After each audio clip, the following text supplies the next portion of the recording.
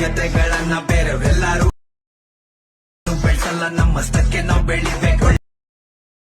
wicket ಹೊಡಿಬೇಕು, ಕಾಲ್ ಎಳೆಯ ತುಳಿಬೇಕು, ಜೊತೆ ಚಿತ್ತ ಚಿತ್ತಿ ಬಿದ್ರೆ ಮುಖ ಜನ ಸುತ್ತಾಕೊಂಡ್ರು ಒಬ್ಬೊಬ್ಬನ್ನು ಊತಾಕೋ ದೇಹ ತೋಳಲು ತುಂಬಾ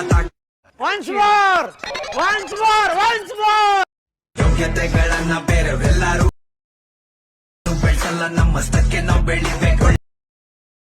ವಿಕೆಟ್ ಹೊಡಿಬೇಕು, ಕಾಲ್ ಎಳೆಯ ತುಳಿಬೇಕು, ಜೊತೆ ಚಿತ್ತ ಚಿತ್ತಿ ಬಿದ್ರೆ ಮುಖ ಜನ ಸುತ್ತಾಕೊಂಡ್ರು ಒಬ್ಬೊಬ್ಬನ್ನು ಊತಾಕೋ ದೇಹ ತೋಳಲು ತುಂಬಾ